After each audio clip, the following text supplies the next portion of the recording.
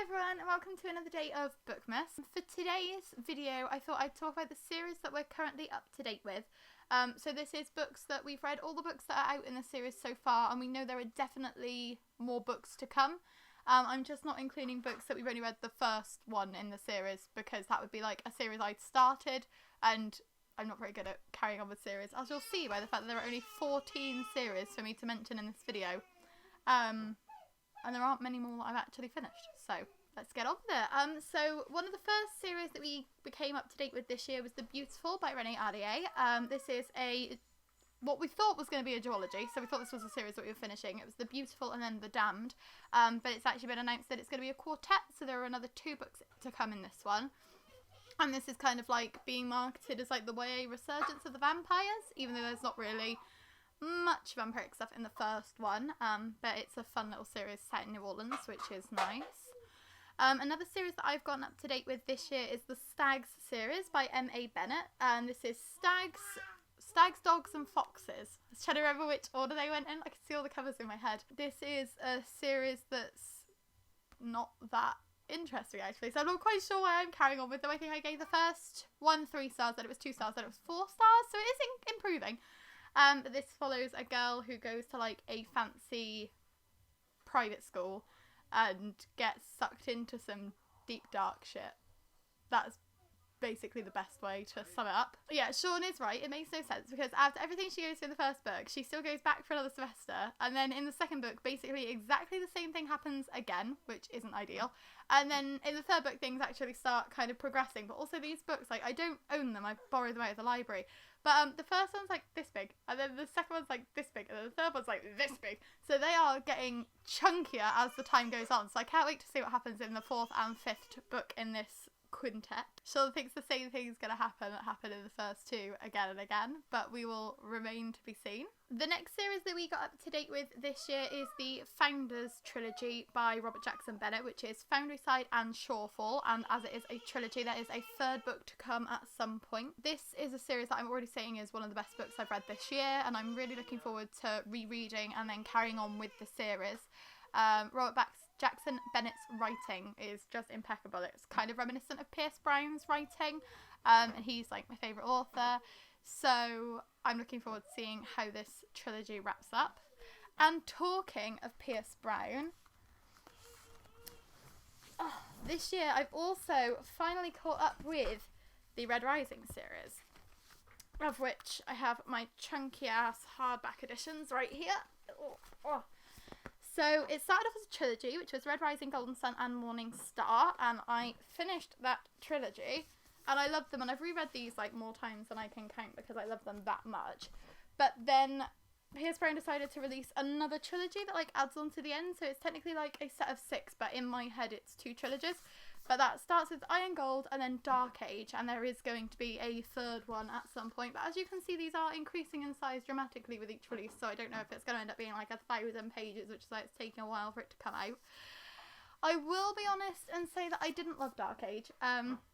It's the only Pierce Brown book that I haven't given 5 stars to, and it was a 3-star, and that was debatable. I thought it was going to end up being a bit lower than that, because not really much happens, considering the fact that it's like 700 pages. But I still really, really love the original trilogy and would really highly recommend those. And I'm still looking forward to seeing how the series ends again, because I wasn't too convinced by the ending of Morning Star the first time I read it.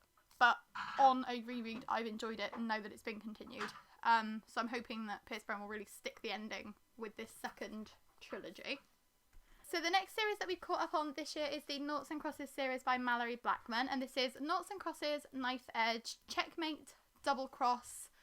There's a short story called Naught Forever, and the new one is called Crossfire, and there will be another one, and the name of it has been released, but I can't remember it off the top of my head, so I will ask Sean to put it in words over here. But this is a series in which the kind of hierarchy of power has been switched, so that the black-skinned people are the people in the positions of power, and the white-skinned people are the ones who went through slavery and the ones who were oppressed. And it's a really interesting look at the way that society would change in a world like that, and how much it would change, and like what kind of different dynamics there would be. This was originally a trilogy, and then the 4th book got added, and the 5th book came out last year, so it was like a 10 years later kind of revival. And although I really enjoyed the original trilogy when I read it, and I really enjoyed them on a reread, I wasn't too convinced by the newest book because it feels kind of like a part 1, and it's going to need the next release to really finish it off to let you kind of rate it, which is a difficult one to rate by itself because it leaves it on such a cliffhanger that it genuinely feels like you've just chopped the book in half. But I'm glad that I'm up to date with it because I'm looking forward to seeing where Malorie Blackman takes these characters in the future. So another series that we've caught up on this year is the A Pinch of Magic series by Michelle Harrison, of which I only own the 2nd book, which is A Sprinkle of Sorcery. The 3rd book in this... Okay, Sean owns it. Sean bought this one. But he bought it because it's got the lovely sprayed edges and it's signed, I think? Yeah, it's signed. So, yeah, this is actually Sean's copy. I'm stealing it from him. So this is a lovely little middle grade series that follows the 3 Widdershins sisters as they kind of go on adventures. And there's a lot of focus on, like, the importance of family and friendship. And it's just a really delightful middle grade series that I would highly recommend to anybody who enjoys middle grade.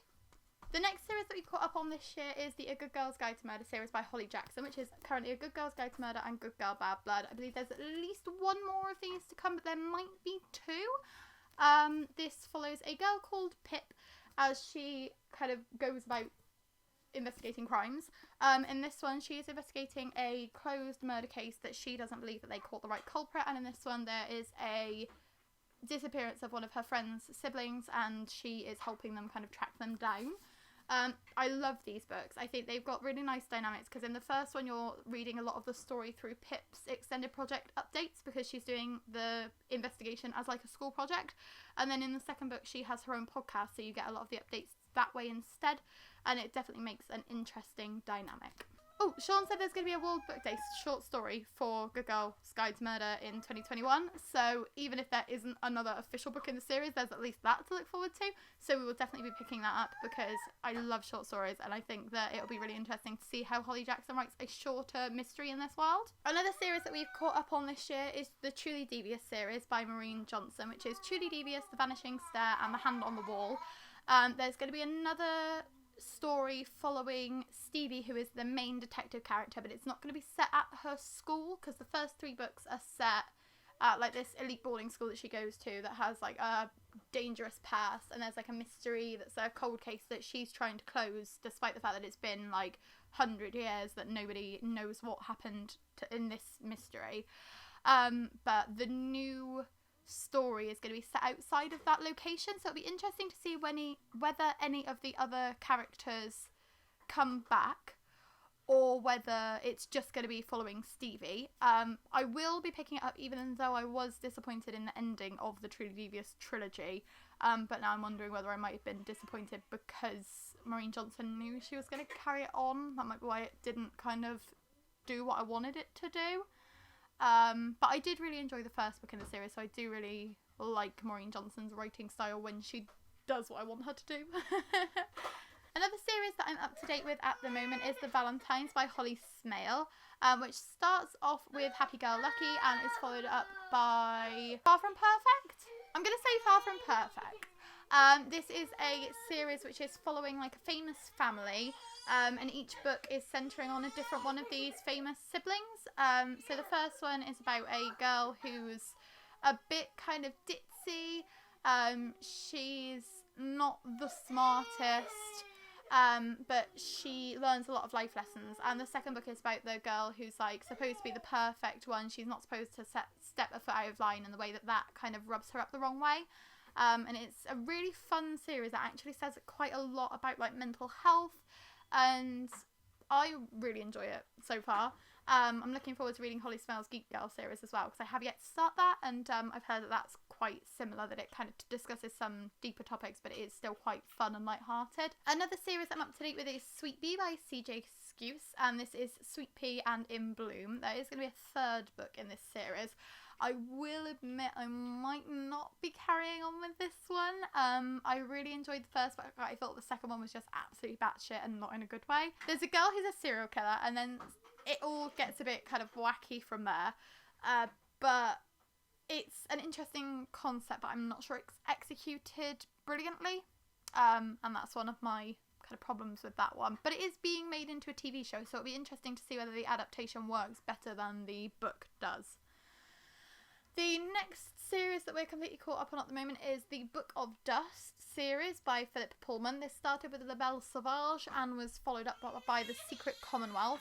We read these way back in January and February, and I kind of wish we hadn't read The Secret Commonwealth because it really disappointed me. Loved La Belle Sauvage, thought it was better than the His Dark Materials series. I thought it was absolutely superb and it would have been a brilliant standalone kind of throwback, like how did Lyra's story start, but it added some kind of weird aspects to it for me. And then in The Secret Commonwealth, everything that you love about the series kind of just falls apart. It's the best way to kind of say it. It ends on a cliffhanger, so there is a lot of potential for where the third book in the series will go, and there's a good chance I'll carry on because we've already read like over 1,400 pages of this trilogy, so we might as well finish it off. But it wasn't everything that I thought it was gonna be, which was a shame. Another series that we've caught up on is the Simon Snow series by Rainbow Rowell, which starts with Carry On and is followed by Wayward Son. The third book in this series, Anyway the Wind Blows, is coming out in the summer. This is another one of those series that I'm not completely sure whether I'm going to carry on with it or not. I mean, I probably will because, like, these books are just really cute. So I'm going to buy the third one just so I have the matching set. Like, look at the Waterstones edition. It's got the fancy sprayed edges and it's really cute and it matches his suit. And I'm probably going to buy the third one, as I said, but whether I'll actually read it or not remains to be seen because this is a series that I think would have worked really well as a standalone. So Carry On is the book within a book that starts off in Rainbow Rowell's Fangirl, and I'm pointing up there because it's up there somewhere, but I don't know where it is, so I can't show you. But Ren in Fangirl writes Simon Snow fanfic, and this is the kind of story of Simon Snow that she bases the fanfic on, or it's her fanfic public. I'm still not quite sure whether it's meant to be like what inspired the fanfic or whether it's supposed to be the fanfic, but it's a fanfic. It's a fanfic. Harry Potter. It's very, very similar to Harry Potter. So it is a fake Harry Potter. it is a fake Harry Potter. So if you like Harry Potter, give this a go, especially if you don't like J.K. Rowling anymore and you'd like something that's like Harry Potter but less transphobic. But yeah, loved the first one, thought it was brilliant, wished I'd read it years and years and years ago. Didn't like the second one, and everybody raves about this one, and I just don't understand it because it's too short. Like, the size difference. This one should have been this size because it's trying to do too much in a very short amount of pages. Halfway through the book, they fly to America, and then that's where, like, all of the story happens. So there's, like, half of the book that's, like, just establishing the story, and then they go to America, and that's where the story should be focused, but so much has it already been wasted in the lead-up. And I think I gave it, like, 3 stars, and I probably should have given it 1, and I'm not quite sure what I was thinking, but I did rate it at, like, 3 in the morning, because we finished it really, really late that day. But, yeah, it's good, again, good concept, good concept, not great execution, and I'm not sure if I will carry on, but at least I've read them. At least I'm up to date with it, so I can think about carrying on. Get it? Because it's Carry On. Oh, I'm so funny. The next series that I want to talk about is the Cassidy Blake series by Victoria Schwab, and that is City of Ghosts and Tunnel of Bones. The third book, Bridge of Souls, was due out in September, but it's been pushed back to March, which breaks my heart because I just want to read it because I love these books so much. And I'm glad that we're still caught up on the series, but I would like to be caught up and one book further ahead because I would have loved to have read Bridge of Souls by now, especially because I'm pretty sure it's going to be set in, like, I want to say it's set in Mexico, and that fascinates me because the first book is set in Scotland, the second book is set in France, and it's following this ghost hunting family as they go across the globe and hunt ghosts. Yeah, they have a TV show. Cassidy speaks to ghosts, and she tries to, like, do things with them, like put them at rest, which is nice. But yeah, it's a great series. It's a middle grade, but it's genuinely chilling. Like, it sent shivers down my spine, and I was, like, properly getting freaked out during Tunnel of Bones, because that's, like, really, really spooky. But love these. And the last series on our list is actually another Victoria Sharp series, because it is the Archived series, which I have in this lovely bind-up of the Dark Vault, which is the Archived and the Unbound.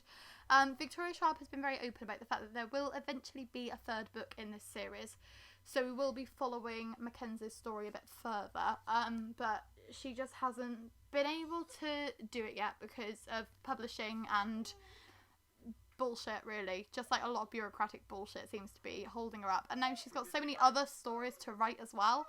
Writing books that she wanted to write 10 years ago. So, I mean, she is writing things that she wants to write, which is important. But it just seems like there's just some kind of issue with the third book in the Archived series. We read both of these earlier in the summer. I'd read the Archive before, it was a reread for me. But I really enjoy these. I think, again, very solid, very ghosty. So it's very similar to City of Ghosts. If you have read either of these and you're interested in reading more Victoria Schwab, pick up the other one, because this is the YA one, but it's ghosty, and there's a girl who has to kind of like help the ghosts, and that one is a girl who has to help the ghosts, but it's middle grade. So they're similar, but they're both brilliant, and I love Victoria Schwab's writing, and I'm so glad that I've finally read a bit more of her work. And that's it. Those are the 14 series that we are currently up to date with and are ready to read more from. I'm surprised there aren't more on this list. I hope there will be eventually, because I'm trying to prioritise actually continuing on with series. But this was a nice little way to keep track, and then hopefully next year we'll do another video like this and we'll have like 30 or something, or like double how many we're caught up on. It probably won't happen, but we can keep our fingers crossed. I hope you enjoyed this video. Please give it a like. Let me know down in the comments how many series that you are caught up with, if you happen to know off the top of your head. Are you somebody who continues on with series as they come out, or are you somebody who likes to binge them all at the end? Because I know I'm more like that, which is why I find it hard to read them as they're released. But yes, and we will see you tomorrow with another video.